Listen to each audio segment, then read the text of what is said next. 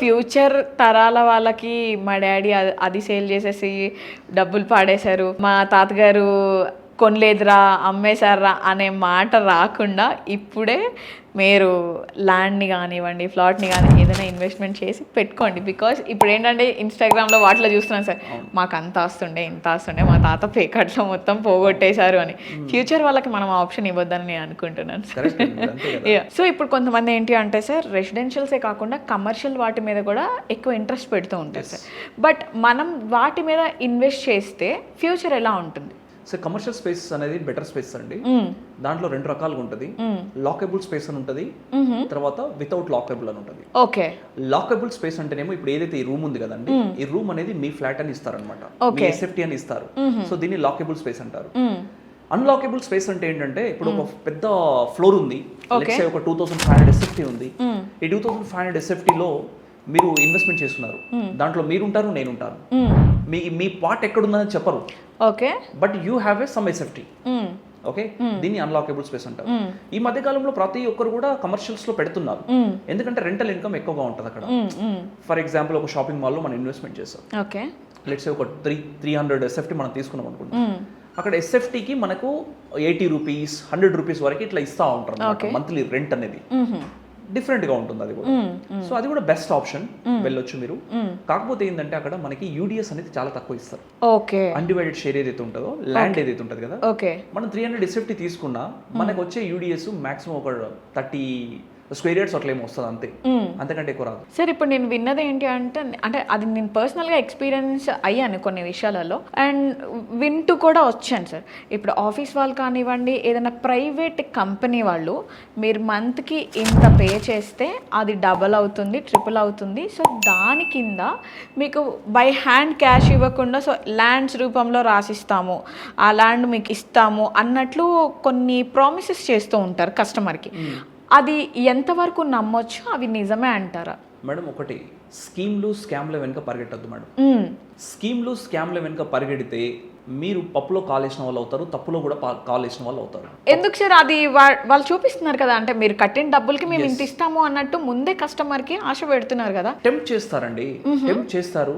ఇందులో 2 రకాలుగా ఉంటుంది. అగైన్ కొంతమంది జెన్యూన్ గా ఉంటారు, కొంతమంది ఆ జెన్యూనిటీ మిస్ అయ్యి, ఓకే, ఆ ట్రాన్స్పరెన్సీ మిస్ అయ్యి వాళ్ళు రేపటి రోజుల్లో కంపెనీ ఉండొచ్చు, ఉండకపోవచ్చు. ఓకే, అప్పుడు ఎవరండి తప్పులో పడేది? ఎవరండి ఇబ్బందులు పడేది? ఎవరైతే పెట్టుబడి పెట్టిన వాళ్ళే ఇబ్బంది పడతారు. ఆయన కంపెనీ మానేసుకుని వెళ్ళిపోయాడు.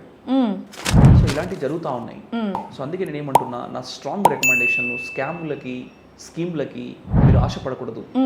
అండ్ పిచ్చి పిచ్చి ఆఫర్స్ కూడా మీరు ఆశపడకూడదండి. ఓకే, ఈ ఆఫర్ ఉంది, ఆ ఆఫర్ ఉంది, cheap offers. Okay, cheap offers కాదు, క్వాలిటీ చూడాలి ఎప్పుడైనా. ఆ క్వాలిటీ ఎంత ఉంది, జెన్యూన్గా ఎంత ఉంది, అందులో లీగాలిటీ ఎలా ఉంది, అసలు ఇది నిజంగా ఒక జనరల్ క్యాలిక్యులేషన్ వేసుకుంటే కంపెనీకి ఇది వర్కౌట్ అవుతుందా లేదా అనేది మీరు చెక్ చేసుకోండి ఒకసారి. ఇప్పుడు ఈ రోజు 1 కోటి రూపాయలు పెడుతున్నాము, అతను ఏమంటాడు, ఒక 3 years లో మీకు 5 కోట్లు ఇస్తా అంటాడు. ఎట్లా పాసిబిలిటీ అవుతుంది? మరి 1 కోటి రూపాయలు అనేది 5 కోట్లు ఎట్లా అవుతుంది with in 2 years of time అనేది మీరు ఒక్కసారి జస్ట్ ఇంట్రోస్పెక్షన్ చేసుకోండి. మీరు అప్పుడే అర్థమవుతుంది కదా అందులో ఎంత జెన్యూనిటీ ఉంది అనేది. సో నేను పర్సనల్గా ఎక్స్పీరియన్స్ అయింది ఏంటి అంటే, ఇది ఒక చిన్న స్టోరీ సార్, నేను మీతో షేర్ చేసుకుంటాను. ఏంటి అంటే ఒక 20 years బ్యాక్, నేను ఆ టౌన్షిప్ పేరు కూడా చెప్పాలి అని అనుకోవట్లేదు, because it's a very confidential thing అనమాట. సో అందరూ దాంట్లో ఇన్వెస్ట్ చేశారు, సమ్ అమౌంట్ అని కట్టుకుంటూ వస్తున్నారు. ఆల్ ఆఫ్ అస్ సడన్గా తను ఐపీ పెట్టేశాడు. ఏం చేస్తారు, ఇంకా లబోదిబో అని మొత్తుకున్నారు. న్యూస్ ఛానల్స్లో వచ్చాయి, పేపర్లో వచ్చాయి, మీడియా మొత్తం హల్చల్. 20 years బ్యాక్ మీడియా రేంజ్ ఎంత ఉందో, ఎంత పబ్లిష్ చేయాలో అంత స్క్రోల్ చేసేసారనమాట మొత్తం. సో చివరికి ఏమైంది అని అంటే, ఏం చేయలేక కోర్టు ఇచ్చిన ఆదేశాల ప్రకారం నా దగ్గర ఉన్న ల్యాండ్స్ నేను వాళ్ళకి ఇచ్చేస్తాను అని ఒప్పందం తీసుకుంటే దాన్ని వాళ్ళు రిలీజ్ చేశారనమాట. Still I don't know uncle ఎక్కడున్నారో నాకు తెలియదు, నేను మీకోసం వెతుకుతున్నాను. మీరు ఇఫ్ ఇన్ కేస్ నా వీడియో చూస్తుంటే కనుక మీరు వచ్చి ఒకసారి నన్ను కలవాలని నేను కోరుకుంటున్నా. సో నేనేంటి అంటే, ఇది పర్సనల్గా నా చిన్నప్పుడు నేను ఎక్స్పీరియన్స్ అయ్యాను కాబట్టి అలాంటివి ఇప్పుడు కూడా జరుగుతున్నాయా లేదా అని నేను మిమ్మల్ని అడగడం జరుగుతుంది సార్. బికాస్ నేను మిమ్మల్ని 10-15 డేస్కి ఒకసారి కలుస్తానేమో, బట్ మీరు అలాంటి వాళ్ళని 100 మందిని కలుస్తూ ఉంటారు. మీరు చాలా షేర్ చేసుకుంటూ ఉంటారు. మీ అందరూ మీడియేటర్స్ ఎవరైతే ఉన్నారో అందరూ దాని గురించి మాట్లాడుకుంటూ ఉంటారు. బట్ అవేర్నెస్ కోసం నేను చెప్పడమే తప్ప ఇక్కడ ఎవరిని తక్కువ చేసి కాదు, ఇంకొకటో కాదు. ఆ టైంలో పీపుల్ ఎవరైతే ఉన్నారో చాలా సఫర్ అవ్వడం జరిగింది సార్. అవి ఇప్పుడు కొంతమంది ఆ ల్యాండ్స్ మీద కబ్జా చేసి కూడా కూర్చున్నారు. స్టిల్ ఆ కోర్ట్లో ఏదైతే వాళ్ళు పెట్టుకున్నారో స్టిల్ ఇప్పటికీ ఆ కేసెస్ రన్ అవుతున్నాయి. చాలామంది స్ట్రగుల్ అవుతున్నారు. నేను రీసెంట్గా కూడా చూశాను, ఒక 10-15 డేస్ బ్యాక్ ఈ ఇష్యూ గురించి మాట్లాడడం కూడా జరిగింది. మీరు ఒకవేళ సెర్చ్ చేస్తే ఆఫ్టర్ దీస్ నేను మీకు చెప్తాను. ఇఫ్ ఇన్ కేస్ ఆ స్కామ్ ఏదైతే ఉందో అది నిజమా కాదా అన్నది కూడా మీరు చూడొచ్చు సార్. అంటే ఇప్పుడు ఎవరైతే కస్టమర్స్ ఉన్నారో ఈజీగా వెళ్ళిపోతూ ఉంటారు సార్. ఇప్పుడు మీరు అన్నట్టు స్కీమ్ని ఇవేమీ నమ్మొద్దు, అవి జస్ట్ ఆడియన్స్ని అట్రాక్ట్ చేయడం వరకే అని చెప్పేసి. అదే రియల్గా నా విషయంలో కూడా జరిగింది అని నేను మీతో ఓపెన్ అప్ అయి చెప్తున్నాను సార్. సో ఎప్పుడు కూడా సార్ చెప్పినట్లు అలా వెళ్ళొద్దు. ఎందుకంటే స్టార్టింగ్లో బాగానే చెప్తారు సార్, తర్వాత డబ్బు చూసేసరికి ఆశ వస్తుంది. అంతే కదా. ఇప్పుడు వాళ్ళు ఏంటి సార్, అమాయకులు, వాళ్ళ మైండ్లో ఒకటే ఉంటుంది, నాకు ఇల్లు వచ్చేస్తుంది, కొత్త ఇల్లు వస్తుంది, నేను కష్టపడి దాచుకున్న డబ్బుకి న్యాయం జరుగుతుంది అని మాత్రమే చూసుకుంటారు. కానీ వాడు నిజంగానే ట్రస్టబుల్లా కాదా అని ఎవ్వరు ఆలోచించారో అని నేను అనుకోవట్లేదు సార్. అంటే ఆ టైంలో అదొక వీక్నెస్ని వాళ్ళు యూజ్ చేసుకుంటున్నారు అని నేను అనుకుంటాను సార్. బట్ మీరేమనుకుంటున్నారో నాకు తెలియదు. సో నేనేమంటానంటే అండి, నమ్మే వాళ్ళు ఉన్నంత సేపు మోసం చేసే వాళ్ళు ఉంటారండి. నమ్మే వాళ్ళని నమ్మాలి, అందరినీ అతిగా నమ్మకూడదు, కొంతవరకు నమ్మాలి. మరి ఏంటంటే ఎవరికి పడితే వాళ్ళు ఆఫర్లు చెప్పడం, స్కీములు చెప్పడం, ఇలా అయిపోయి నమ్మి మీరు పెట్టుబడి పెడితే మోసపోతారు. వెరీ సింపుల్ అది. సో మనం ఎన్నో కమెంట్స్ చూస్తూ ఉంటాము, క్రిటిసిజం కమెంట్స్ కూడా చూస్తాం.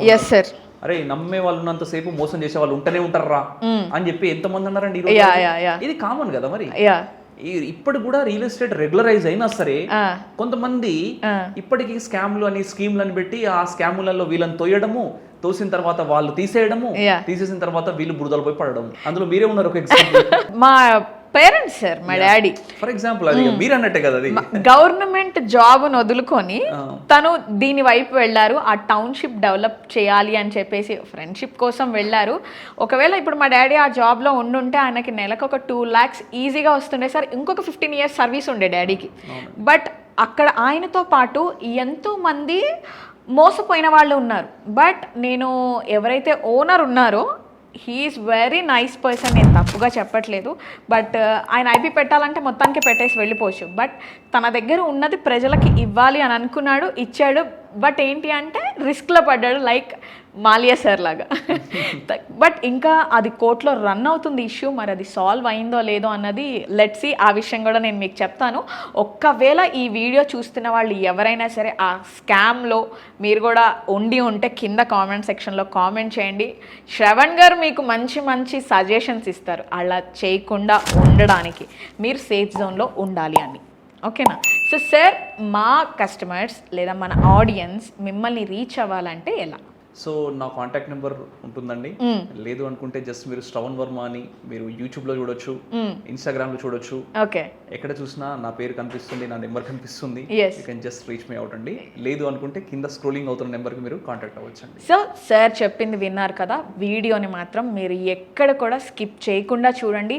మీకు సార్ చెప్పే సలహాలు సూచనలు కావాలి అని అంటే స్క్రీన్ మీద స్క్రోల్ అవుతున్న నెంబర్కి కాల్ చేసి సార్ని మీరు డైరెక్ట్గా కాంటాక్ట్ అవ్వచ్చు. సో ఇది గైస్ ఈరోజు వీడియో. మళ్ళీ మీ ముందుకి ఇంకొక ఇంట్రెస్టింగ్ టాపిక్తో రియల్ ఎస్టేట్లో ఉన్న కొత్త అప్డేట్స్తో వస్తాను.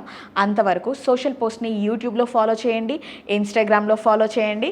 Thank you so much. This is Vasavi Acharya signing off.